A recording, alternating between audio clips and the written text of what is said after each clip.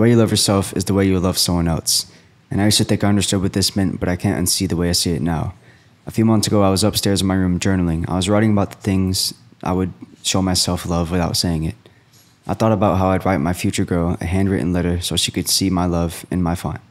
I'd sit in her gaze and let her ramble and make sure she feels heard, and I would pause before I speak. I would appreciate little details about her, all the things that make her unique. And then it hit me. I'm writing letters to myself when I journal. I'm practicing listening to myself when I sit in silence to let my thoughts run through me. I think about why I feel something before saying it to myself.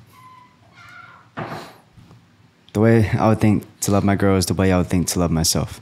And this doesn't mean it'll be the only way I'd show love, but it would come most natural.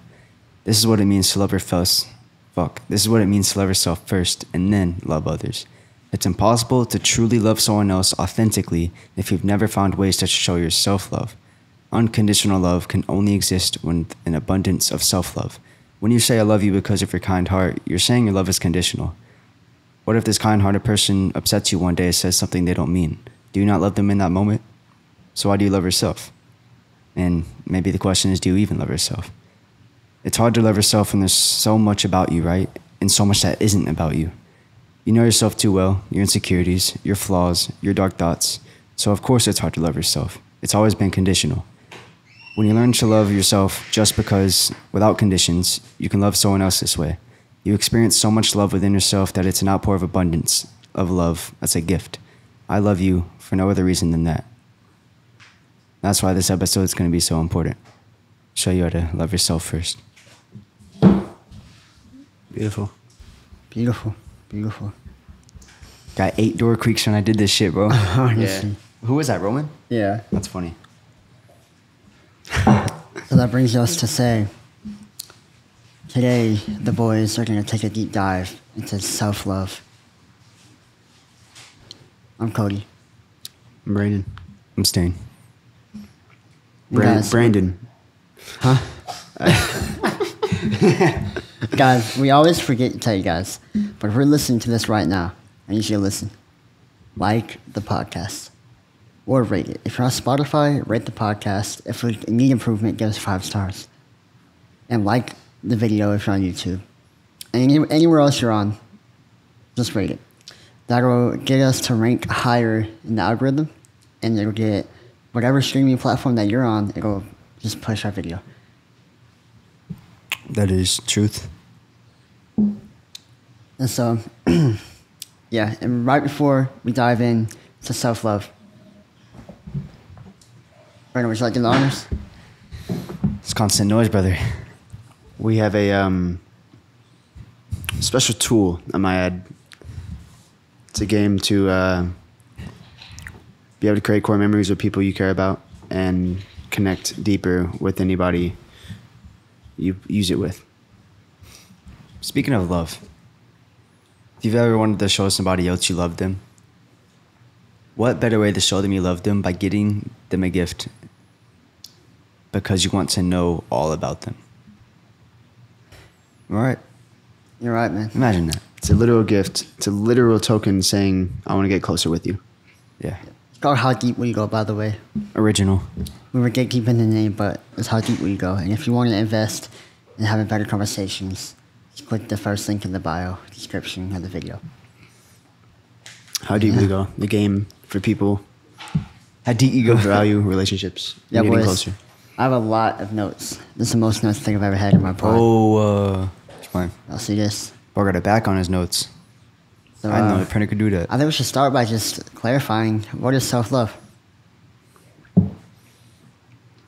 It's kind of foggy over there, man. I don't know, to be honest. What's your definition? You have notes. You know, out of all my notes, every one of them is like a different way of looking at self-love. I think a big part of it is gratitude.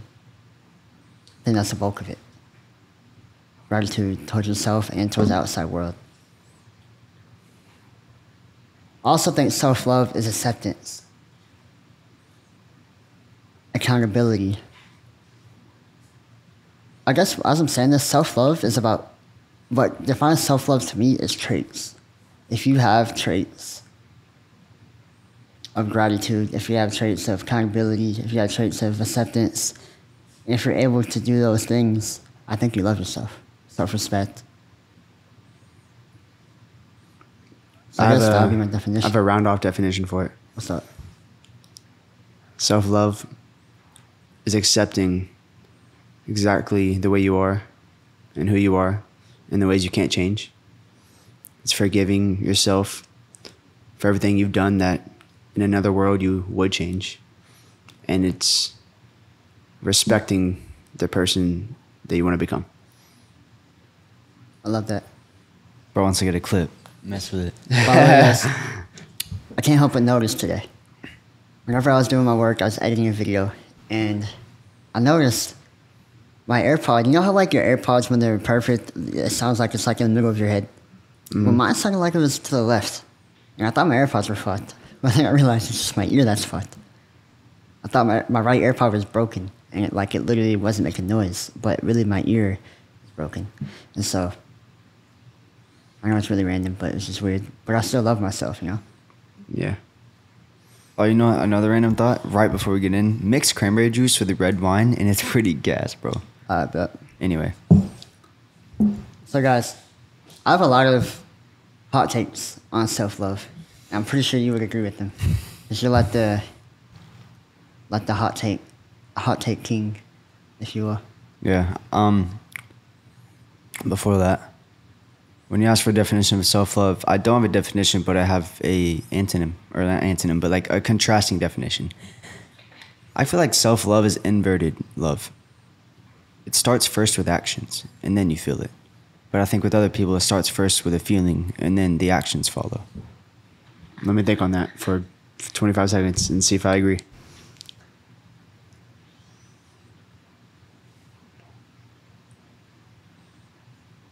I agree to disagree. Dude, Jesus, bro. It's gonna leave. All right, I'm about to speak thoughts out loud, but I just thought about what if self-love is the natural subconscious love that you give to the world. The love you give to the world is the direct mirror of the love that you have within yourself. And I know that a lot of times we'll like train ourselves to love more, and also like I said, gratitude. Like that's something you train yourself to do if you didn't grow up in an environment where like you naturally just are grateful for everything. Well, I have a question about that then. What's up? What would you say to the people, there's a lot of these people who I'm about to explain. They give so much love into the world, but it's because they don't love themselves. Does that make sense? I don't know. I forgot what people used to say, but it's that. I know what you mean.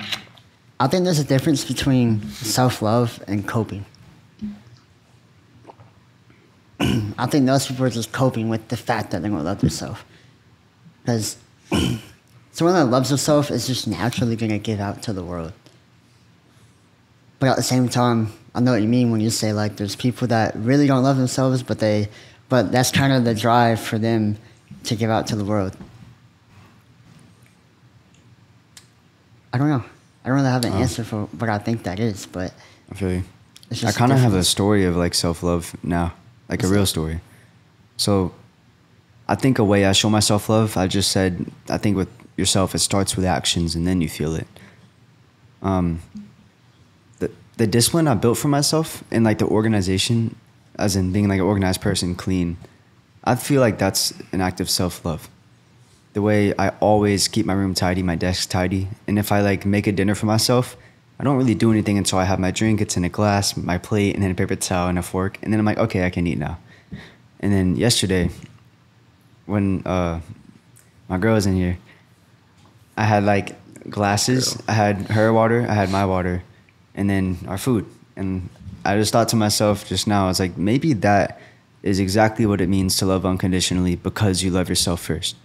I just naturally thought to do that because that's what I would do for myself. And I did it for her. I like that. My girl? Honestly, that feels more right than any other word. Yeah, I get that. Wild night. Nice, bro. Nice. Y'all are awkward.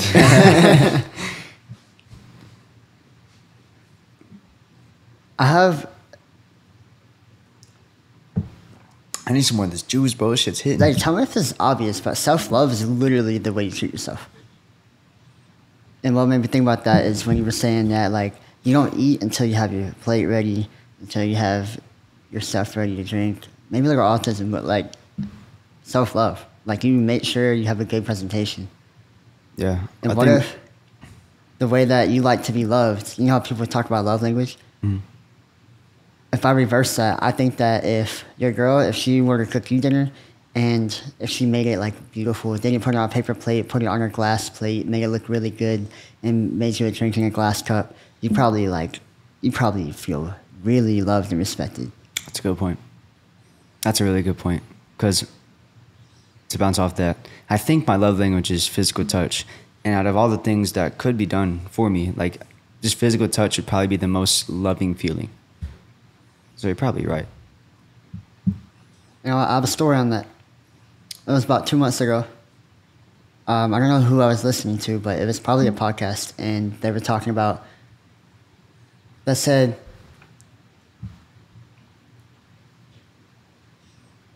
I'm going to add something in the beginning so it makes sense. But you say you love yourself, but why do you do so much more for everybody else and give yourself the scraps? Or do the bare minimum for yourself? And the way I started applying that mentality is I realized whenever I cooked food, I remember I used to microwave some rice, microwave some chicken that was pre-cooked.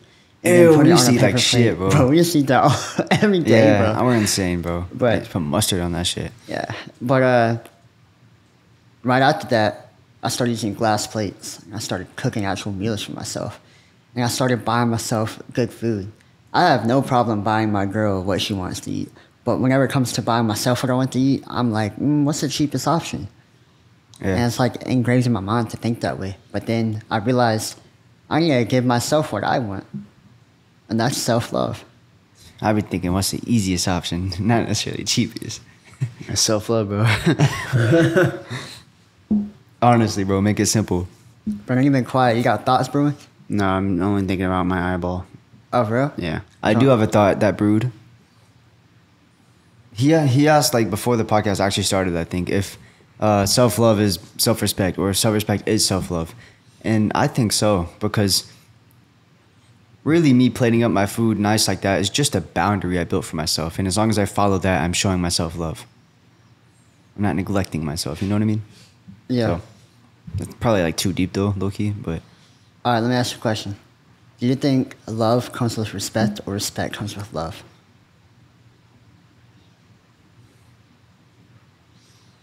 Let me think. Love comes with respect. Or It feels more natural to think that love... Wait. Respect comes with love. Say it again. love comes with What? Does love come with respect or does respect come with love? Love comes with Bro,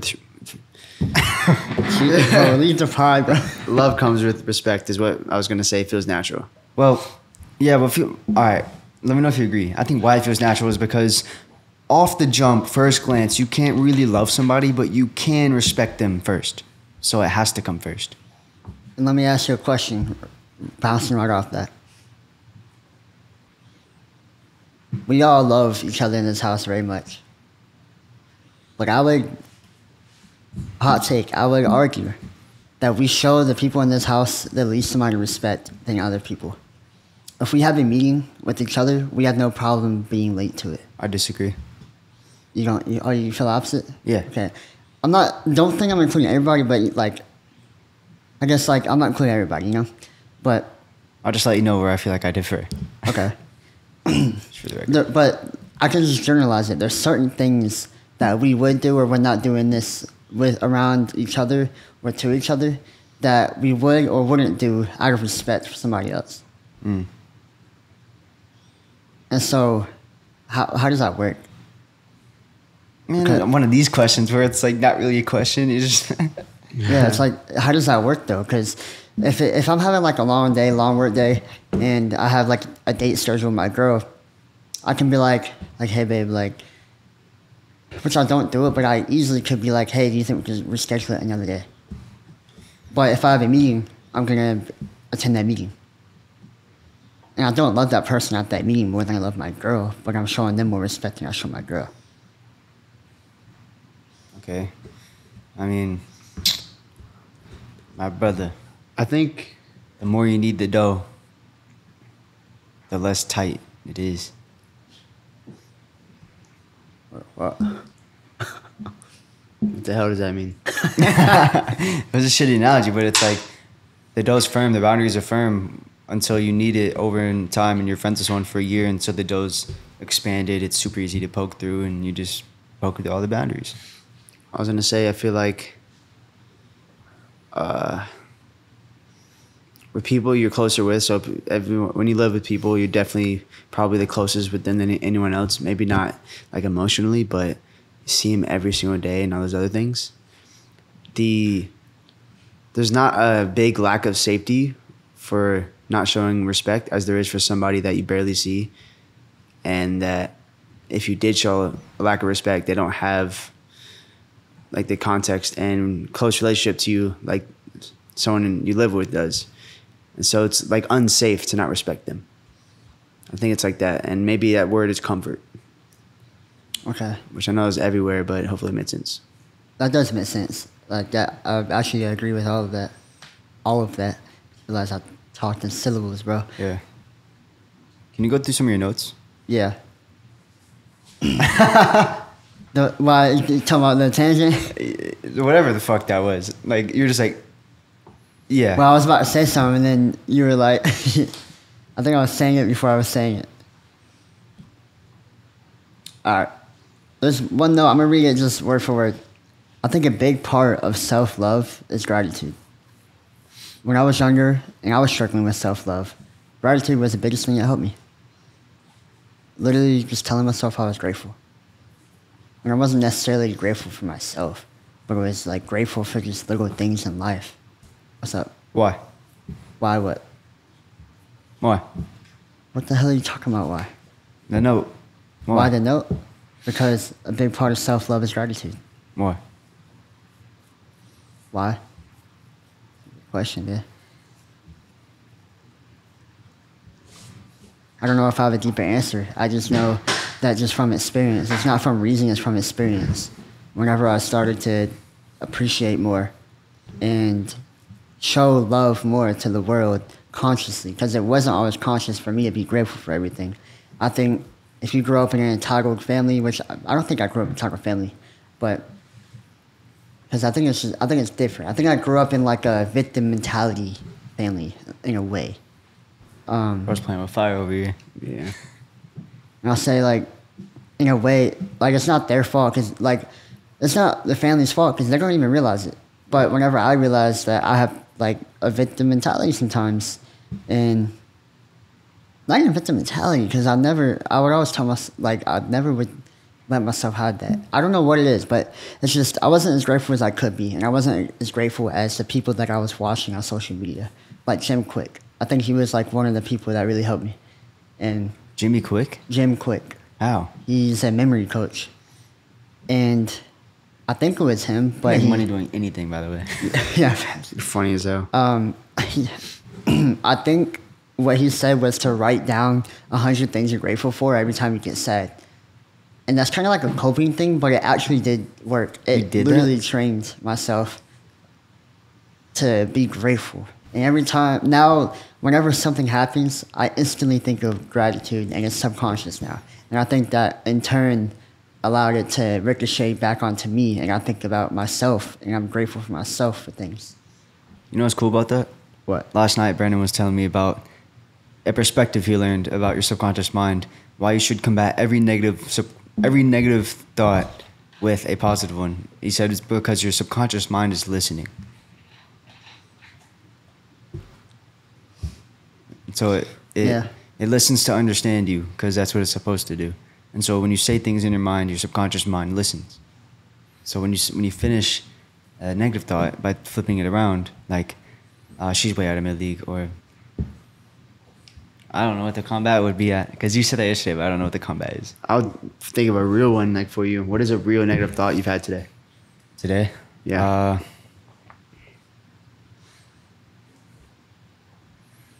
Say it before they click off the video. I don't really know, man. What about you? Yeah. Have you had any real negative thought? Yeah. Like not deeply negative, just a negative thought you've had. A negative thought. My subconscious doesn't do that. Looking at it. I'm one, for example. It wasn't negative. It was just surprising. I was like, damn, I'm slow compared to Roman. Holy fuck, he's fast as shit. Yeah. Like, I was like, in my head, I was like, I feel like I'd smoke, bro, because he doesn't run. And I run, and he smoked me. So I was like, damn, I'm slow. So what's that? Come back. Damn, Roman's fast. Oh, wow.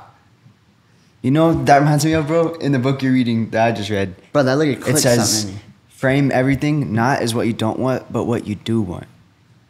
Example I was doing with Roman today in the coffee shop was like the exercise I did with you, where you objectively what happened, how to make you feel, what need was unmet. When it gets to the need point, like if you walk in and your girl didn't do the dishes and it made you feel annoyed because you can't trust her to do the dishes, the need isn't that you don't want her to be lazy. You just want to feel collaborative with her. Like you want to say what you want, not what you don't want. Yeah, that's what that reminds me of. Is that a spiritual point he pointed out, or like a practical thing? Because that's a spiritual thing too. It all just feels practical to me. Yeah, I think all spiritual things are practical at the end of the day. When they're explained right. I have to put that as a caveat. That's true. Yeah. But what were you saying? What sparked in you when I said Demi's fast? Like, I didn't know what you meant. And then you said that, and it clearly, like, everything. Now, every thought that I have, I'm going to be able to think of something. Yeah. bro, you know someone commented on a video, by the way? Side tangent. What? At the end of the video, I looked in the comment of the most recent one, hot take about comparison, and he said he just described contrast. What about it? It's contrast. What is? You weren't talking about objective comparison. You were talking about contrast. What do they do that I don't? What do they do better? It's contrast. I don't think it. I mean, dude, tomato, literally. I mean, it's just cool. It's a cool comment. But Cody, I have a question for you before we move on to your next note, because I see you reading. What's the one thing you would tell someone to do to cultivate as much gratitude as you feel like you have now? Make it a thing for every time you feel sad. Instead of just wallowing in it, bring out a journal, a pen, and just write as many things as you can think of that you're grateful for. I'd put a number on that, because someone can write 3 and be like, I can't think of more that I'm actually grateful for right now. But if you tell them to write 50, they have to write 50. You know what I mean? We're gonna put a number on it. I would say put a number on I it. don't think I would just write shit. Question. What? Do you say that because that's what got you to that point, or is it because what you do now? What got me to that point? Okay, what do you do now? Just continue to practice gratitude. Now it's literally subconscious, and I'm grateful for things, but I just still write like I'm grateful, but I don't do it on such a big scale. Like every day I write like one thing I'm grateful for. Yeah. We should be a subconscious mind coach. What the fuck? It's like maintenance. I have a closing thought on gratitude and self-love. And it's why I think gratitude ties together with self-love. Whenever you're not thinking in a grateful standpoint, with like whatever the opposite of gratitude is, it's usually what you would wish was different, or like the feeling of lack of blank. You can fill it with whatever. So whenever you inject gratitude into your brain, you're kind of getting rid of that negative, what you want to change, what you don't have, what you wish you had, and you replace it with acceptance of what you do have or what there is to be grateful for. And then that revolves back around to you, because when you're able to appreciate things like in ways you've never done before, you kind of mentioned this, I think it comes back to you, and you subconsciously realize you can appreciate yourself in that same way.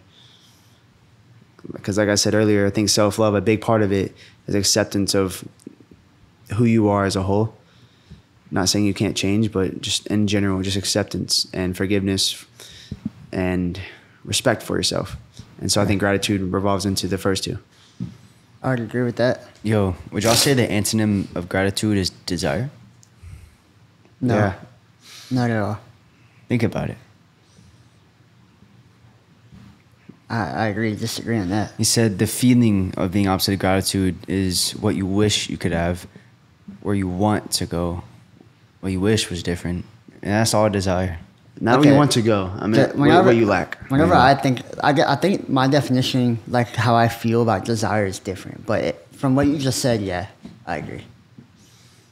The thing is, usually in certain books, the word desire is negative connotation. Like you need that thing to feel happy or some shit. That's what a lot of desires feel like. But I agree with you. I have desires, but it's not like my life's terrible without them. I just have things I want to have. Yeah. I think we just have a good connotation to the word. I do have a question though. What's up? Even though you have a good relationship with desire, let's say you took it out of your head. If you had zero desire, would you feel better about living in the exact same circumstance? I don't think so. Even if you had no desires? Maybe, because you, like we said this in the last episode, them kids in Uganda are happy as shit. You said that in the last episode because I don't know if I agree. Nepal. Like, they'd be happy as fuck. I mean, maybe it's just on camera, but like... Well, I mean, when they're on the camera, it's because something big's going on, you know? Yeah. Also, but E-Man said himself, they're the happiest kids he's ever seen. Oh, really? It's because they don't have desires. Yeah, so maybe, yeah. But would I want to remove desires? No. It's a trade-off. Everything, every yes is a no. Yeah. But what's your next note? Bro knew I was missing my next note. All right, so this is kind of revolving around comparison. If your self-love is based on solely how you look, you're fucked. There's someone out there that looks better than you. There always is. But if your aura radiates higher, / your confidence, you will just be more attractive. And so I say this with that frame of attractiveness. I just had this conversation. God damn. I just had this conversation with Ledarius downstairs because he read that note and he was like, what if I'm 5'7" and then a 6'2" dude walks in and we're walking at the same time, but I'm 5'7", I'm short, and he's 6'2". Who do you think the bitches are going to want? I was like, the answer is clear by just the way you said it. You literally talked about yourself like you're small before you even walked in there. And... I think you can also objectively look at the situation and say all eyes go to the 6'2" guy instantly. Maybe not at the end of the day, but instantly probably. But I have an objection to that, which is he already lost. I was like, bro, you already lost because you came in there worrying that he's a lot taller than you, and now you feel small, and you're literally radiating that energy. Yeah, you can always feel when somebody's not confident. Everybody listen to this. I know, like, I'm pretty sure that everybody can agree. And so...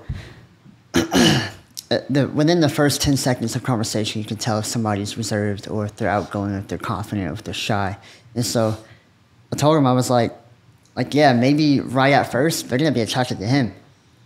But objectively, objectively, they'll be attracted to him. But whenever you start having a conversation, and if he just has, like, amazing aura and everything, maybe he wins. But what gives you the competitive edge is your confidence, your aura, whatever you want to call it, your energy. And I think if you have the stronger energy, you're going to win almost every time. I gotta ask, what does that have to do with self-love? Because when you have self-love, you have a really radiant energy. I would say, like most of us. Are you kind of saying in order to be confident, you have to love yourself? Yeah. If you don't love yourself, it's false confidence. All right. I guess that's what I was getting to. I was wondering what that point was about. Thank you for driving it home, because I'm pretty sure I just help. Appreciate it. Yeah. Just ask questions. You know, I feel like we can all tell when someone has like fake confidence. And what's weird is it kind of actually looks like real confidence. And maybe I'm wrong that it's not real confidence, but Austin has really good points on confidence and real confidence and fake confidence. So I'm actually handing the baton because my brain's focused on my eyeball. Really? Kind of. What is it? Why? It feels like this. It doesn't look like that, but it looks pretty bad. No, like the way it feels in my head, it feels like that. Oh. All right. So I finally know the difference between someone who's confident and someone who's not. Or someone not confident. The difference between someone who's confident and someone who's fake confident. Fake confident people make you feel below them. Confident people make you feel good. That's the difference. Can I rephrase? Yeah, please. The heading? Yeah. Would you say that you also finally know the difference between somebody who has real self-love and somebody who portrays self-love? Would you say that's a way of saying it? Potentially. Actually, let's answer yeah, that. 100%. When someone's showing... Actually, I think I know the answer, man. What is it? People who portray self-love, by definition, that means they want other people to think they have it. So they look like they have it. People who have self-love, they don't need it to be proven by anybody, so you might not even notice. Can I ask you all to think of one person right now that's like not in this house, just somebody you know that you just feel like has a lot of self-love? And just tell me why you think of them. Yeah.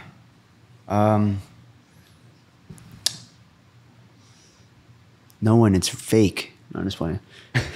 Dude, you're funny, bro. You said no one Nah, in this there's- house. there's 100% First people. thought was Josica, second thought was Roman. So outside of them. Have you Yeah. not seen Roman's journal entries, bro? No, outside of this house. Roman has like a foundation of self-love though. Yeah.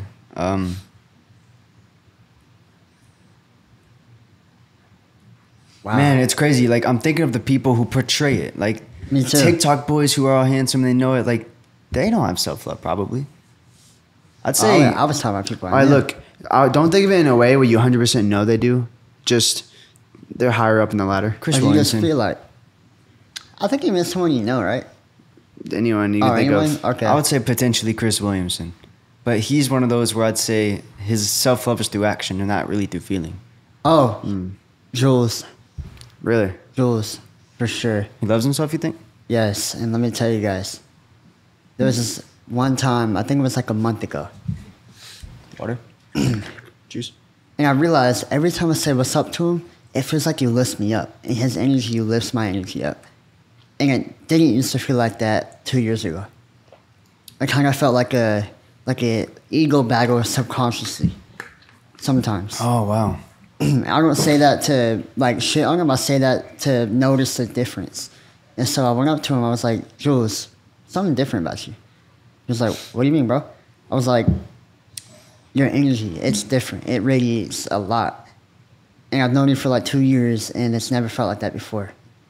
And I think what I was telling him is that, like, in these words, I was telling him that I could feel that he loves himself. And then he tells me, he was like, yeah, man, I was in a really dark place for a while, just kind of like depressed, and like my job too, and like his job just sucked and all that, and like he was getting used, and he basically was telling me that he started to love himself, and he started to feel grateful, and he started to feel that fire in him again, and now he has a great job, and like everything's on the right track for him. But it started with himself, because he said he had to take a deep dive into himself. And that is somebody who I know has self-love and is cultivating it. I gotta ask, what do you think he meant by he had to take a deep dive with himself? I don't remember word for word what he said. What do you think he meant, is what I mean? Like when you hear that, taking a deep dive in yourself. I think he was arrogant in the past. I think there's a difference between arrogance and confidence. I think he was more arrogant. And, which, like, he had good reason to be arrogant, low-key. And the reason I say that is because, like, a lot of really handsome guys are arrogant. And, like, he's a handsome guy. And, like, if I had to guess, I think that catches up to you. Arrogance always catches up to you. In what form? In what form? Like what catches up to you? The truth. Because time always tells the truth. And I think if you're arrogant for so long, the truth just comes and you can't help but face it. Cody, What? that kind of... The truth answer kind of feels airy to me. But I think I know what feels solid. A solid reason. Typically, like, arrogant people who are confident just from arrogance... And I'm not saying Jules is that, by the way. I don't want to say that. Those weren't my words. But they didn't have to build confidence off of suffering. So when they experienced suffering, that's when they realized they were never actually confident. Because confident people who are truly confident probably went through some form of suffering first. Dude, maybe we can think some people, maybe arrogance is confidence built on sticks. That's exactly Yeah. what I mean. Like it might be real. It's like when someone's cocky, it might be a stack of confidence, but it's built on a weak foundation, and that's why it portrays as cocky, because that foundation is so weak that it has to compensate in some way. Shit, top heavy gang, but yeah, I don't know where we're at with this thought. We're talking about Jules. That was a for good minute. thought. I don't know. Yeah, I mean, he was asking if there's somebody we know that is. Oh, Yeah, loves himself. Why'd you say Chris Williamson? Also, that was cool that you said Jules. I wanted to add on after you.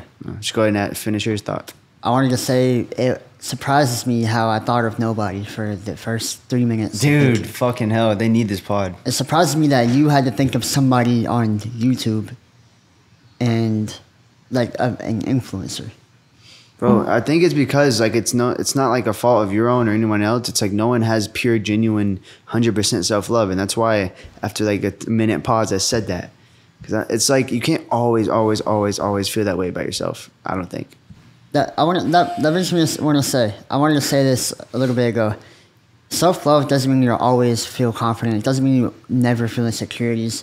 It just means you have a foundation. That's what self-love is. Yeah. There's always moments where I feel insecure. There's always going to be moments where I feel small sometimes. There's going to be moments where I don't believe in myself. But I have a really, really solid foundation of my own self-love. And I used to not. Okay. It's good. Anyways, to answer your question, I answered Chris Williamson because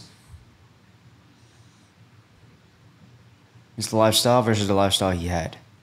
He was a party boy turned only do what he loves to do. And he was a party boy because of validation. He would probably say this too. He went on Love Island, bro.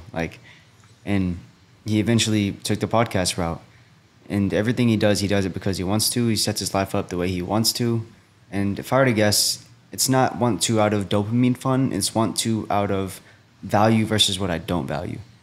And then he builds his life based on what he values. And that's probably showing himself lots of love. That makes me think, bro, that in order to be able to do that, I think it does have to start with self-love and then the action. Really? Yeah. Because I think of something like this. Let's say you literally have to, I want to say something that maybe the audience could relate to, but let me just speak for y'all right now. Let's say you literally have to edit a video that takes 10 hours to edit. If you don't have that foundation of drive to edit that, you probably won't really do it. And it's going to suck if you actually do it and you don't feel that way.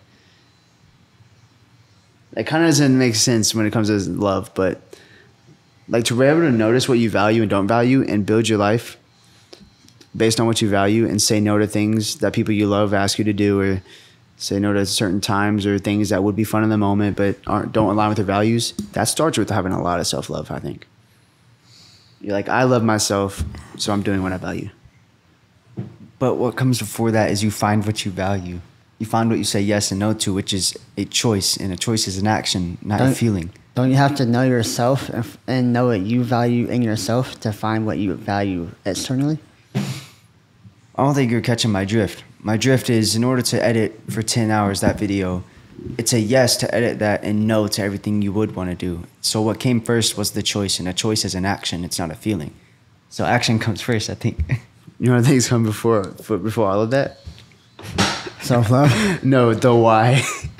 Why are you editing that 10-hour video? If you don't have a why, that's strong. If you're editing that video to send it to your mom, dude, you're not getting that video done. Yeah. You're not spending 10 hours edit video to send to your Bro, mom. am I tripping or somebody like shaving their balls in here? It's Ledarius shaving his nutsack. It's the circle of love but lack of respect you were talking about. Not as funny. Bro, bro, it's toxic as fuck. That's funny though. Like, thanks, bro. That's pretty funny. And guys, here goes my hot take. I want to touch on this. There's a difference between self-love and coping. And I think a lot of creators that talk about self-love and teach self-love, what they're really teaching is just coping mechanisms. Who are you talking about? Expand. I have a big example. I have no idea who I'm talking about, but I know I've seen it. And you're gonna understand. I have a hot take. If you're really fat and you're listening to someone who's telling you to love yourself and love your body for what it is and don't fat shame yourself, you're doing yourself a disservice. And the reason I'll say that, for one, it's literally terrible for your body to be fat. Do your research, bro. Like, if you're listening to this, do your research. It's absolutely terrible for your body, your joints, your muscles, your bones to be fat. To be what kind of fat? Because I think Obese. Okay, there we go. Bro, I think I it's ain't gonna implied. lie, it doesn't take much to be obese, I'm pretty sure. I think it's implied though. Like when I say fat, it means fat. Like not just a little bit, like meat on bone, a little chubby. I mean like, Are you big, dog? Yeah. Obese, yeah. and also it's not good for your mind. No matter what you tell yourself, I guarantee if someone, God forbid, Bro. that's an inside joke, but if No, someone not that. who's fat looks in the mirror, I don't think somebody's gonna genuinely be like, yeah, I love looking like this. I love being fat. I think you just cope to be like, I love it, and you know, make yourself feel better for a little bit. I don't know. I disagree to agree. Like, to an extent, I agree. But what feels more right to say for me is an analogy. It's a lot harder to stop listening to the devil on your shoulder talking in your ear than it is to make him go away so you don't have to hear him. There's nothing to quiet out. And I think of that as like the fat person who always has to tell himself he loves himself, which is the devil in his ear. It's like that's a constant battle. But then if the fat just goes away, it's different. Like the devil's gone. I'm not catching your drift. Are you? No. It needs to come home. You're on third base. It needs to come home. All right, come home, baby. Just skip me, bro, please. But I want to round it Hey, out. comment if you understood what I meant, because I did. But I want to can't say, explain your self-image matters to you, and don't act like it doesn't. That's what I wanted to say right after that. And I think a healthy thing to do is actually look in the mirror and say, I don't like the way my body looks, but I accept it for where it's at, but this needs to change, and work towards changing it. That's a form of love. Acceptance, and that's what that is. Acceptance is a form of love. You can love yourself, you can love your fat body unconditionally. But I think in that form. And yeah, I know there's outliers. There's always outliers in absolutely everything. There's somebody who's, I mean, I don't know how true it is, but there's people who are fat and literally can't help it. I've always wondered what the science behind that was. I'm not talking about the outliers, though. I'm talking about the everyday people. Yeah. This goes more than just weight, by the way. Dude, this is kind of sketch. Yeah. Sick. You see this shit? Speaking of the acceptance with change thing, I think that's something a lot of people need to adopt in their life. I think a lot of people. I think a lot of people look at change and it roots off of they literally don't accept what they're trying to change, and that is almost like hatred towards yourself or towards the thing. And I don't know. I just want to voice that. Wait, I'm not on, can you say it in another way? No, No? Can you Yeah. re-say it real quick? I don't know. I'm like, there's so many distractions in my ear right now. There are a lot. But basically, when you want something to change, you can't just say, I hate it, I want it to change. You have to say, I accept it for exactly what it is right now. But it's going to change. It's going to change. Okay. So like the example that you were using for your body, someone that's fat can look in the mirror and say, I love you to themselves and genuinely mean it and not fat shame themselves and say, you're a fat motherfucker. You need to change, and then feel like shit, and then have a pity party revolving around stupid actions because he just feels like shit. But if he goes, I love you, and I'm going to make your change, you're going to change. Your body's going to look better. He can look at himself every day in the mirror, go right back to it, and he doesn't feel any hatred towards himself. He just loves himself while also seeing numbers drop in the scale. Yeah. I love that. I just think, like, it sounds beautiful. That might be figurative. I don't even know, but it sounds like a beautiful journey at that point instead of a journey of... I think the real coping is when you hate the way you look and you lose all of it, and that hatred's still there, but the fat's gone. And that's really common, too. Yeah. That's a closed heart, I think. What's your next note? Delving that note, but I want to say real quick, I don't think he would mind me saying this, by the way, but Dalton. He told me that sometimes he'll look in the mirror and, like, see his fat self. And that's what that made me think about. And I wonder why. Because clearly he's not fat anymore. I would make an assumption that his weight loss journey was rooted out of hating himself. Probably hated the way he looked. Hated the way he felt. Hated the way... Fuck, I just thought of a joke, man. Like, rolled off the boat. He said it, though, so I can say that. Oh, he said it? Yeah. No, on his Instagram. Yeah, that was pretty funny. But that probably came out of hatred, honestly. Yeah. So... Dude, who's ringer and shower and dryer? Like, bro. Yeah. It is kind of hard to focus, but fuck it. We make do. That was funny. But I would also mention that you said sometimes he looks at himself and sees that, and I think that's going to happen with, weight loss, but anything. It's like sometimes that like vibration of love will dip, like we said. Like, it's not, self-love isn't about always feeling great. It's about having a solid foundation, and like it will dip, and you'll see that fat self that you hate, and then you won't, and then you will, and you won't, and then eventually it gets better and better because your self-love becomes more and more. The lowest got higher. Yeah. Yes. Are you ready for my next note? You know what? There's a chance he went from, and this is an assumption, but it might just make it, what you just said, make sense. What? 4 years ago, he might have looked himself in the mirror, and his low of seeing himself in the mirror could have been wanting to not be around anymore. And now his low is just seeing him. I'm curious, why'd you say it like that? Because I don't know. People are sensitive, and maybe I'm being too... I'll re-say it in the way that it just hits, is what I'm trying to say. 4 years ago, when he was 500 pounds, don't know how much he weighed, him looking at himself in the mirror was probably looking at himself in the mirror thinking, I might kill myself. There's probably people in the world that are like that. And I'm not assuming just him, just someone in general. This could be a fake-ass person. Someone's 500 pounds, 4 years ago, looked at themselves in the mirror and said, I want to kill myself.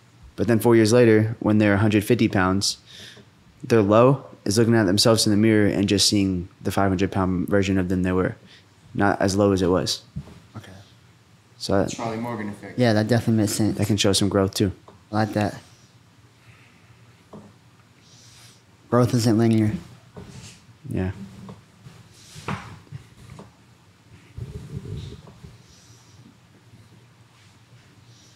What's your next note? You carrying this pod? It's about how there's things that you can't change about yourself. Because I think we've been talking a lot about things that you can change. But there's a lot of things that you literally can't change about yourself, even if you want to. Is the question, how do you love the things you can't change? Yes. I don't know the answer. And I wanted to start by saying I can't change the scar on my lip.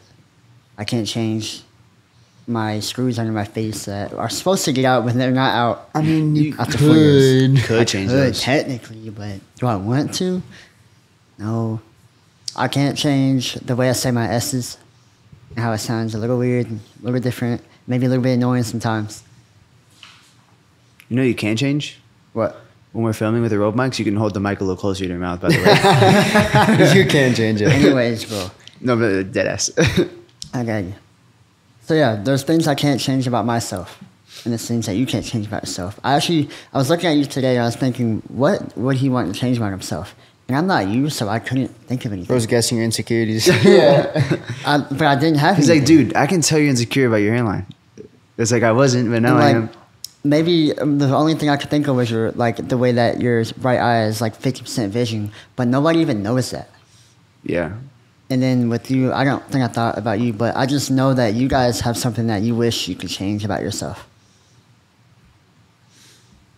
Well, I would say anymore. wish. It's not that low of a desire or that much of a desire. It's more like, if I could, I would. Okay, at one point, would you say that you wish? Maybe years ago. I don't know. Wish what? I missed. I'm thinking of was there a height. point It's in your probably life the most where prominent thing. Is there a point in your life where there were things about yourself that you actually wish you could change? Yeah. Maybe it's not anymore because you have an elevated mindset now, but there's people that are still there. I used to be there. And so what I wanted to say is that I accept the things I can't change about myself. And it took me a really long time to do that. How'd you do that? It's a rabbit hole, bro. I don't even know. Like, I just had to dive in there. What's like the practical steps? It doesn't have to necessarily be in the rabbit hole, but like steps someone can take to be able to accept what they can't change and turn it into love instead of hatred for what they can't change. Okay. I'm going to read this because I think it starts, and then we could dive a little deeper. A part of self-love is acceptance. And that's what I'm talking about right here. Accepting the things that you can't change, whether it's circumstantial, whether it's physical. And there's things that you can't change about yourself. And I'm not going to tell you to embrace it. What I will tell you is stop letting it define you. And the reason I say I'm not going to tell you to embrace it is because I see a lot of people doing that and it's coping. It's like, show off that insecurity. You'll see, like girls with, it's a lot of things that I see is like girls with big stomachs. And like, girls would be like, girl, like just show it to the world. It's kind of like building a false sense of confidence. And I'm all for that, but I think the foundation needs to happen before you do that. Not before, but with that. Because I actually think that can help build your foundation. Okay. And so what I'm saying is just stop letting it define you. That's the first thing. I used to not talk to people because I didn't want attention. I didn't want people to look at me. I didn't want people to hear how I talked. And I would literally hold my tongue like in between my lip and my teeth so that it didn't look like I had an underbite whenever I was younger, and I had an underbite. I didn't know that. Yeah, I remember being at a basketball game, and I would be like,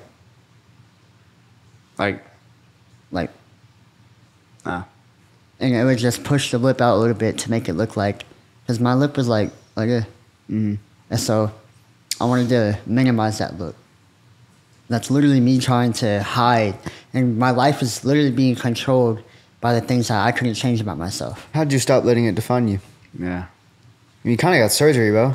Nah, but like a year before the surgery is when I was like, okay, like I was just like, I'm good. Like and I wanted it to be like that. I remember when I was 16, I wanted my jaw surgery so bad because that was like the #1 surgery that would make me more like normal. But I also had a feeling that I wouldn't really care if I got it or not before I got it. And so I think when I was like 17 or right before 18, I realized like, wow, like I never even think about my jaw surgery and I don't really care about it, which I'm really glad I got it. But I got to a point where I did have that acceptance. How?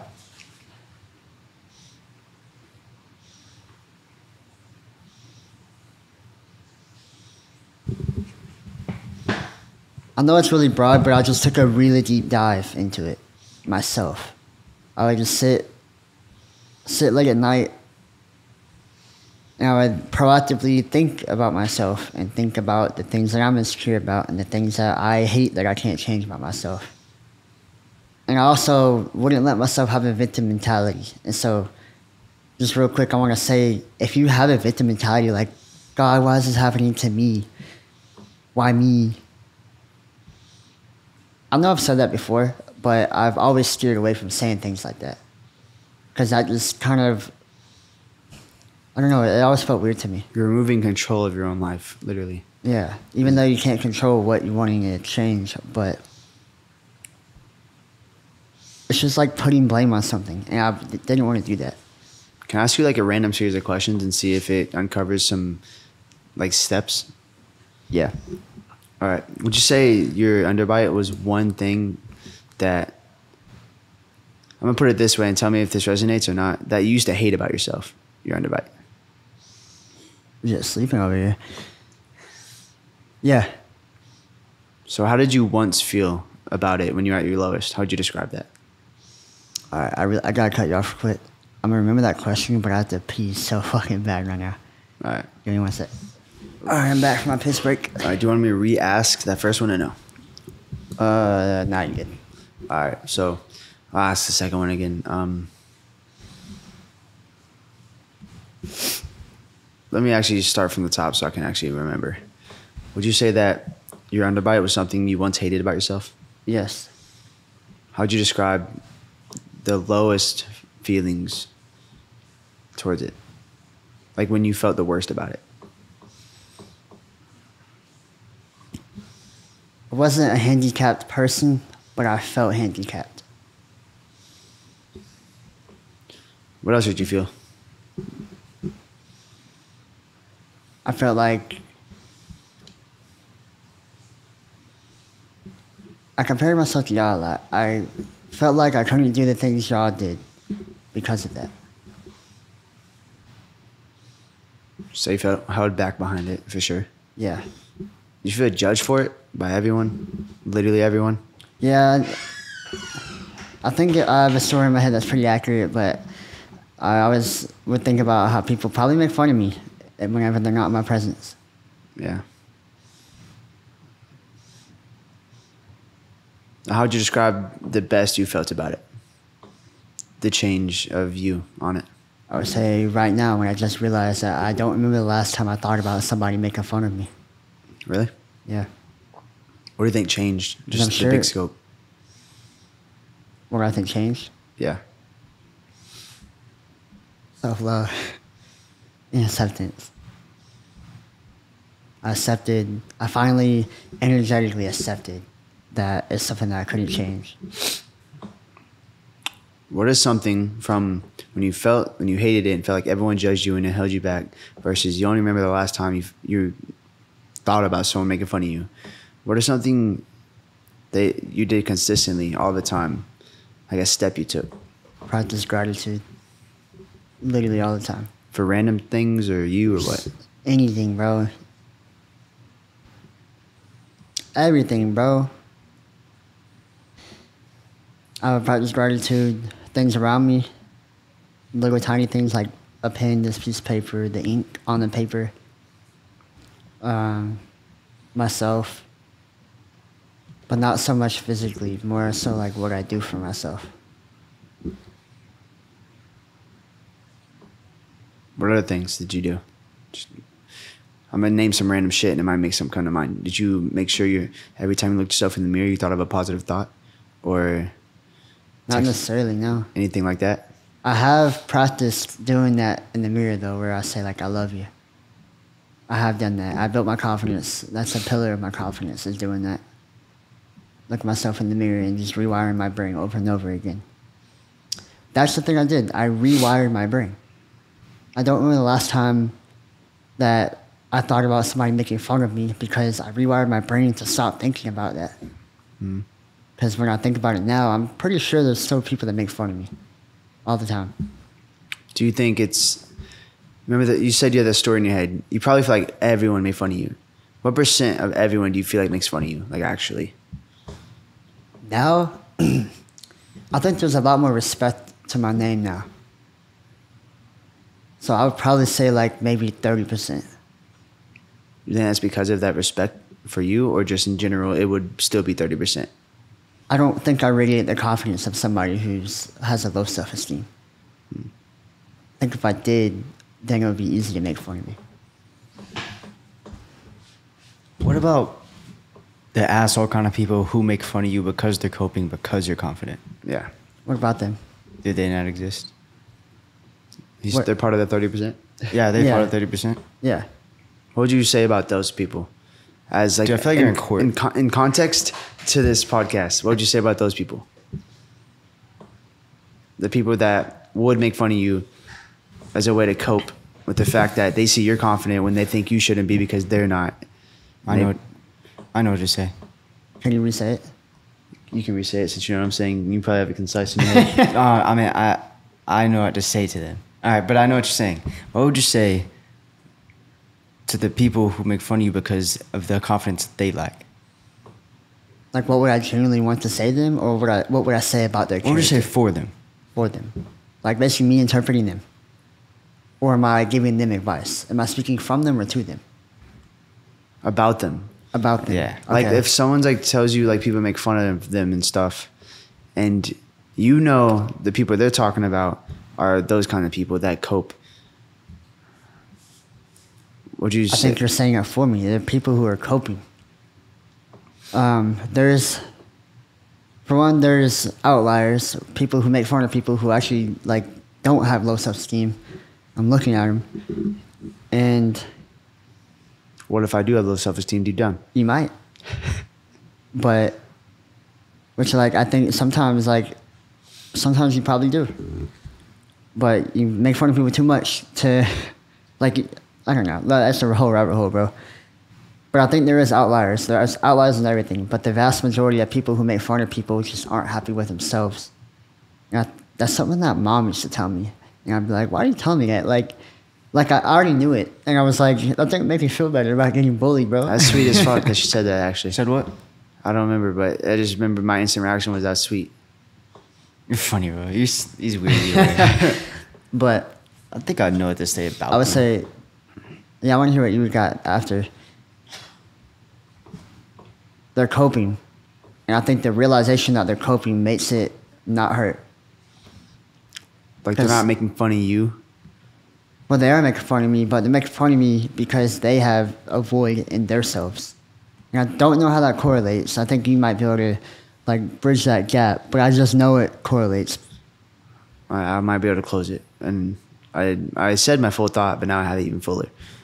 They're not making fun of you because of you. They're making fun of you because of them. Yes. Like, that's how it's coping. Yeah. Like, there's nothing wrong with you. They just feel like there's something wrong with them, so they make fun of you. Yeah. I gotta remember to tell me to speak on my diaphragm, bro. It's all right. Speak how you speak, bro. All right, Austin, what would you say to those people? Emptying somebody else's cup doesn't make yours full. What does that mean in the context? Knocking someone down doesn't make you any bigger. Keeps you the same size. Yeah. Makes you smaller, actually, in the eyes of everyone else, because you're a fucking douche. Was that solid? Yeah. That was solid. I like that. I liked it. You have any final notes on that paper? I do. There's one final note. And it might be a good reminder to you, too. Nobody gives a fuck about you more than you do. If you walk into an event and you're thinking, do I look good? Is my hair messed up? Do I need sea salt spray? Did I say that wrong? What do you mean by that? Realize that everyone else is thinking the exact same thing. We are literally all too self-centered to be focusing on what's wrong with other people. Yeah. Bro, did you read did you watch the video on confidence I just made? I said almost that exact thing. That sounds like Diary of a CEO, too. Yeah. I like that, though. Also, I have to add a final thought to your thought. Let me just say the last sentence, though. Okay, maybe it is the last sentence. We're already too focused on what's wrong with ourselves. That's it.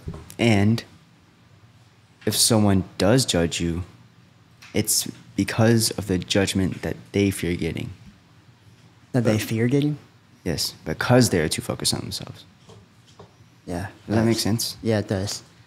Because what I do think about is like I mean, like we all as a group, we just make fun of people. Like it's like that's how we banter. So if we're walking into an event, we're probably gonna point out some shit. I gotta be the Some shit, caveat. no.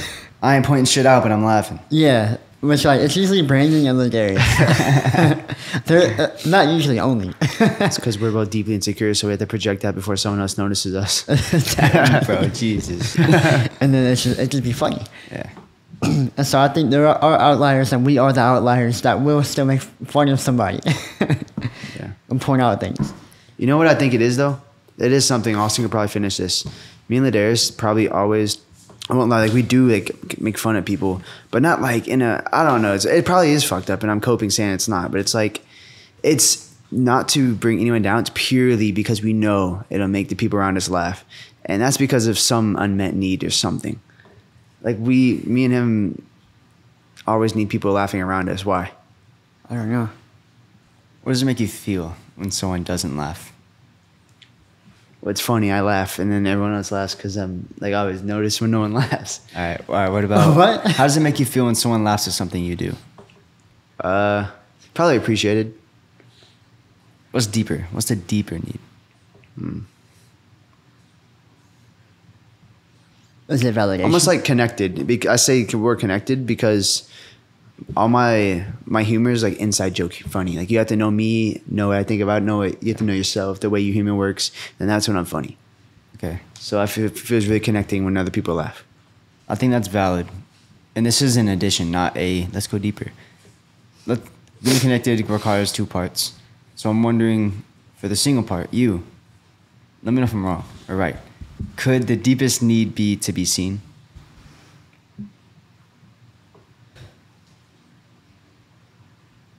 Maybe. I don't know. I will say what that made me think about something, and so it might be right. I remember I was talking on my goddamn throat. when I was dating Hannah, and I think it's kind of how Cody feels now. I never felt seen by any of my brothers or anything, and I hated it, but I also kind of accepted it for what it was because I knew it was kind of me. Because I was always with my girlfriend and stuff, but I still didn't feel seen by like you guys, and I would always see you guys working together and stuff, and I'd feel left out. But I kind of knew it was my fault, but I still felt that way. Roles are reversed. Just trade off you gotta make, man. Wait, what do you say? He said, like, basically exactly how you feel, he used to feel like that. But it was, he's saying, unless I'm getting it wrong. No, I'm talking about the joke. Oh, roles reversed. I was like, He said, y'all used to always work together and everything. Oh, yeah, the roles are literally reversed, bro. yeah, and then I said, it's trade off you gotta make. But the balance, no, it's not. The balance is coming. Cool, that's a good thought. That's funny, bro. That was exactly my point number 2 in the most recent confidence video. Nice. That's crazy. Yeah, I want to near the ending of this pod. I want to like give whoever's listening and whoever's stuck this far and might need some help with creating some self-love, literal practical steps in a form of some kind of guide that they can just write in their notes or remember and start doing. Practicing self-love. Yeah. So gratitude is one of them that was mentioned a lot, and we explained why it works. When you express your gratitude for literally everything, the smallest little things, recommend it in a journal daily or twice a day or some shit like that, however you feel needed. It just makes you feel way better because I don't know what the science is. We need Andrew Huberman on here. Well, I think I know, not scientifically, but it makes way more sense than like just saying it. What's in your mind is how you see the world. Okay. If gratitude's filling your mind, it's gonna be your world. Yeah. You're gonna be grateful for fucking everything if you're always writing it. Well, I was thinking about it. Yeah. Are we just gonna say like one big thing, maybe? No, nah, just like practical steps. Just like, yeah. I have one. What's up? Instead of trying to figure out how to love yourself, because a lot of people who don't love themselves, I don't think it's easy to comprehend. So how would you love your best friend? And the answers you come up with, do those things for yourself. Are you leaving? Where are you going? What? Alright. He's trying to get some grapes in the fridge. He's recording something. But so gratitude, and then what was the second one you said? Fuck, dude. It was how you treat your best friend. Yeah, instead of trying to ask how you're going to show yourself love, just ask yourself, how to show love to a best friend, and then treat yourself that way. I like that. It's like reverse engineering it. Yeah. Another thing I'd say, I wanted to mention this when it came to your underbite. And this dude on Instagram brought this thought to me. I'll say the example, and then I'll make it make sense. It was the video, it was an example of worrying about all this small shit. He was worrying about how his AC wasn't working for 5 minutes. He was worrying about how when he was brushing his teeth, he noticed something he didn't like about his bathroom and it got in his head. And he noticed how he needs to buy new shampoo and it got in his head. And then he noticed how like his grass is just like looks like shit in a certain area. And at the end of the video, he said, the reason you're the reason you're worrying about all these little things because you literally just don't have big goals. And that sounds really random, but it kind of makes sense. That does make sense. You're worried about small shit when the goals you have are not big enough. Wow. You were so worried Is that about... one dude who plays cards with himself? Yes. Yeah, I love his thoughts. His thoughts are good. Like, there's a chance that you were so worried about, like, your underbite and maybe whatever else was going on because your goal at the time was just to look normal instead of to be a fucking millionaire like it turned out to be. Actually, you're wrong. My goal, I wrote that I wanted to be a millionaire by 23, I believe, whenever it was 2018. In 2018, I was 15 years old. Okay. That's when it started to shift, it seems like. That's when the dip was coming. That's when I noticed it, though. Yeah. When I noticed it in middle school, but that's when I got like the dip and then the rise. So I would say you're right. I just thought it was a cool thought. So that's something I might say. If you realize, if you like reflect and realize you don't have big goals for yourself, you might be worrying about a bunch of bullshit and you just don't love yourself because you don't even have big goals for yourself. Yeah. Which sounds really empty-handed, but just try it. No, I like that. I really like that. For some reason, I've always hated thinking about goals and like trying a vision board because it's so like, I guess like unstructured. Like you can pick whatever you want to be your goal. Yeah, but if you do have it structured and practical and authentic, it's decent. Preach. So, I want to make a fourth thing. I think everyone should always ask themselves questions. What is the most important thing we've ever done on our calls with William Brown? He writes out some fucking questions and we answer them. This is literally what you do to figure out the problem to like anything. Yeah, facts. That's what Austin paid 6K for. Yeah, asking questions. Those 3K for great questions. Yeah. So just start asking yourself questions, and those questions can be. And actually, I'd love to give examples because I might use them. Me too. Let me just do the first one. Now I want you to carry it. I want to say real quick. Can I pick the first one? Sure. Choose something that comes to mind that you don't love about yourself, and ask yourself why. Because what if you've never even asked yourself why? You just don't love it. I got one that's really simple. What do I do that makes me feel good? You recognize the things you do. I like that. That make you feel good. You make an intention to do more. What do I love about myself? What do I wish was different? Nothing. Victim mentality, bro. If you write down what you wish was different about yourself and you were honest and knew no one was watching, you can say anything and it probably, someone reading it would be like, holy shit, you're insecure, but whatever, no one's reading it. So you just write it yourself. You write down what you'd love to change about yourself and then you go through each one saying, I accept that about myself, I accept that, accept that. And then you realize what you can't change and you just accept it. And then you realize what you can change and say, I accept it, but I want to change that. And you look at it not as you're running from something, but as you're going towards something. I want to add real quick. I think there might be some people with a victim mindset and they don't realize it. If you can't think of one thing you love about yourself, this is my hot take, I think you're having a victim mentality and you need to get out of that. Everybody has something to love yourself. And you might be going through a hard time. Well, that's true. But you still have something you love about yourself. Even if you killed a fucking mother yesterday, hitting her with a car, you still had something before that you loved about yourself.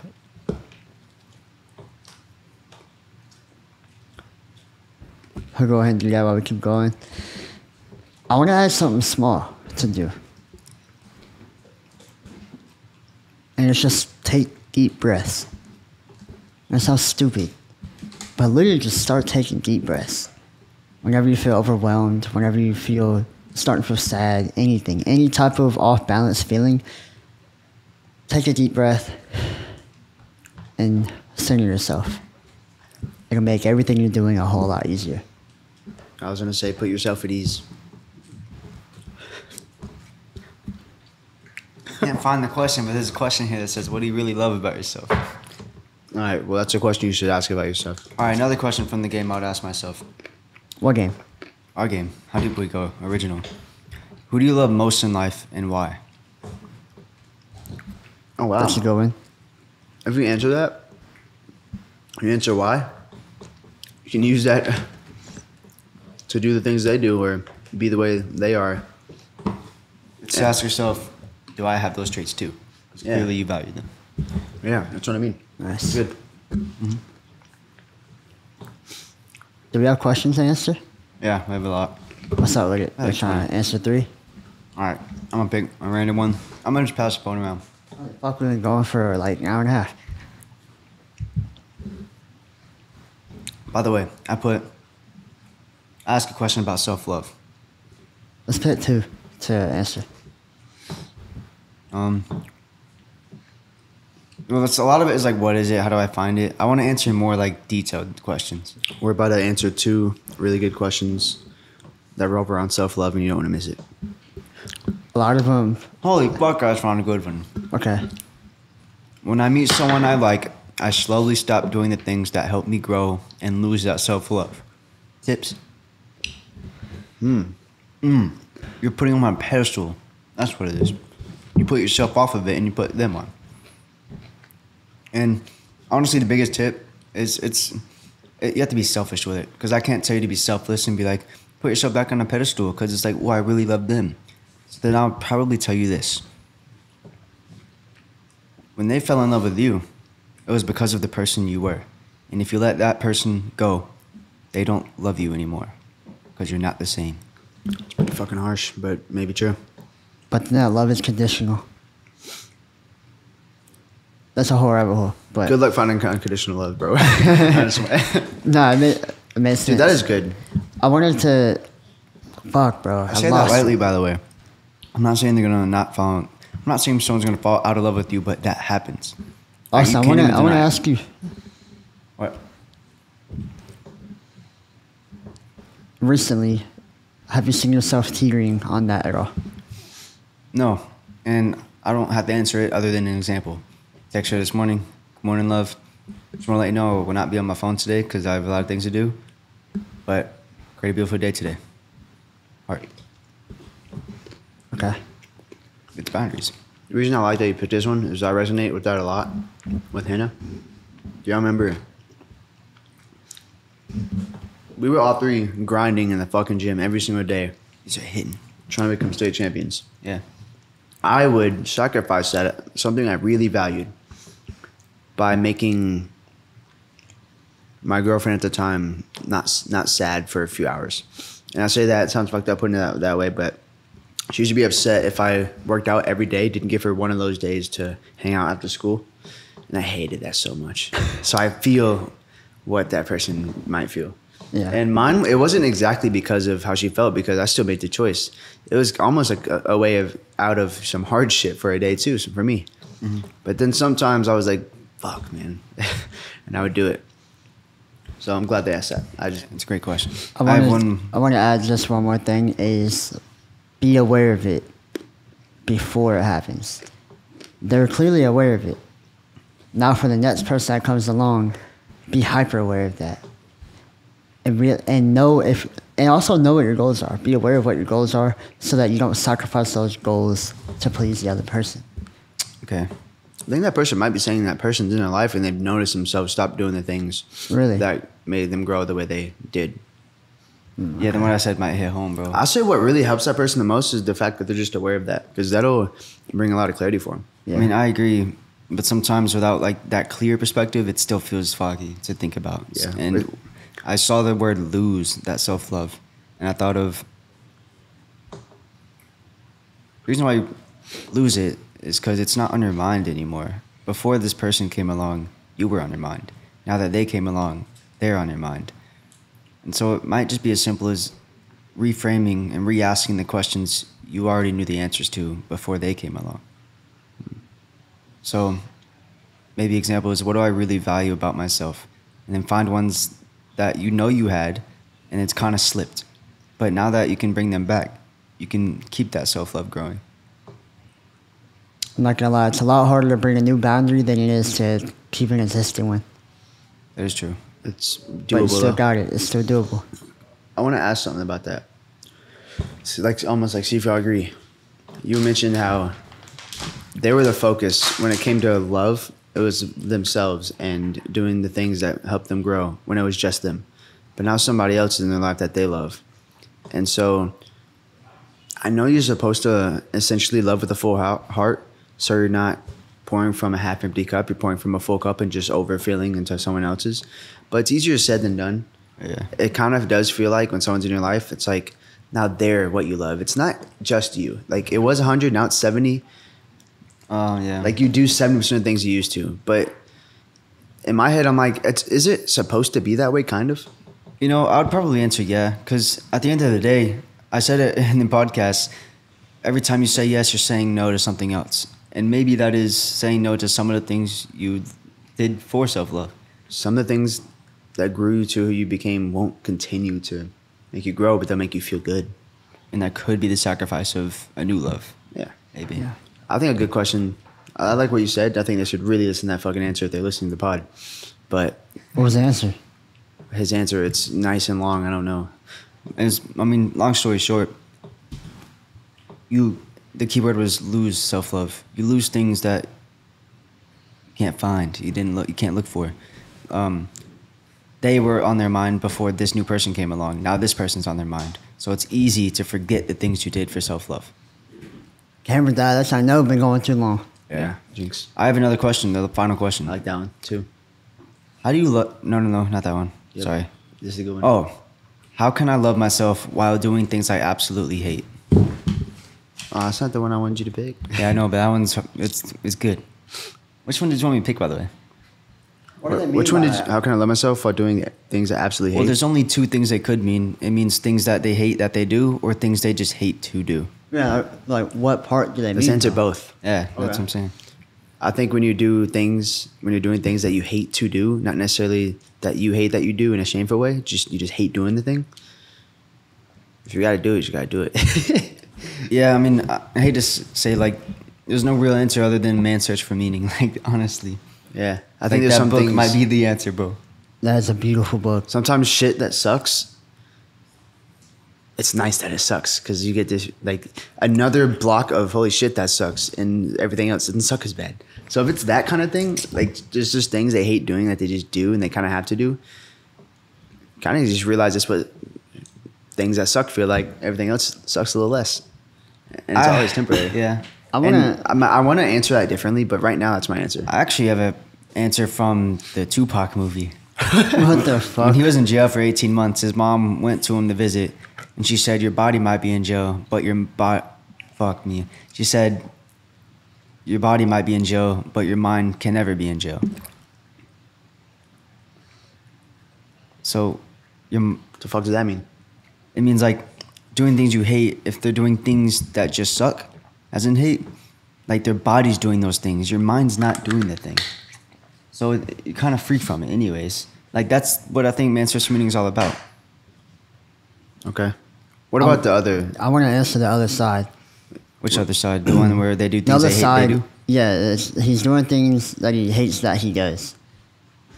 It makes sense if you don't love yourself if you're doing things that you hate that you do. Do you want me to have the camera or something or what? Yeah. What I think about, I don't know what he means, but what I think about is like jerking off. Like if you hate yourself when you jerk off, it makes sense why you hate yourself when you jerk off. Like I don't think there's like that's kind of me telling you to cope if I'm like, bro, just love yourself anyways. I would say, as long as you're being proactive, you can accept that it's hard. For example, jerking off.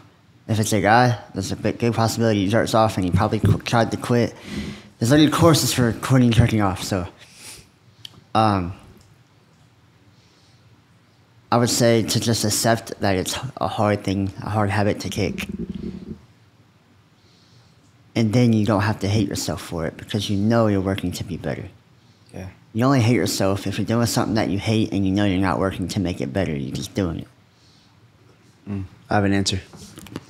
So, What is this question again? How would you say it? And I'm gonna answer it like how that. do you love yourself while doing things you absolutely hate?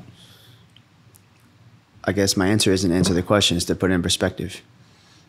The reason you feel you're Yes, hating motherfucker. the reason you're hating yourself, or the reason it's hard for you to love yourself when you do the things you hate is because your future self is watching you do those things. And he doesn't like what he sees. He doesn't like what he sees.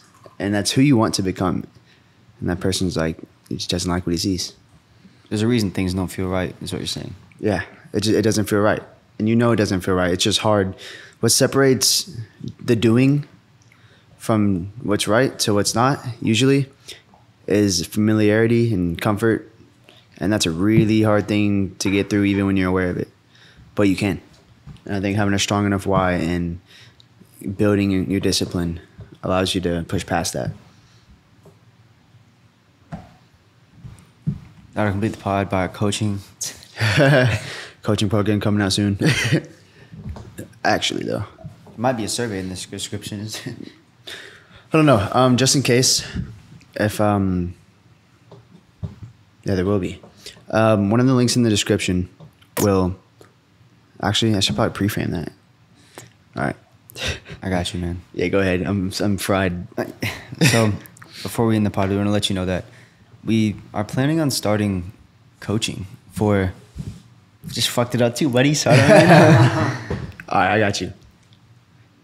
No, you got it. All right. We need some So, work. yeah, we've thought about starting a coaching avenue of Achieve You, where, I got you. dude, fuck you. Why are you laughing at me? You want me Go to ahead. fail? Just say there's a link in the bio and say if you Guys. want it. There you go.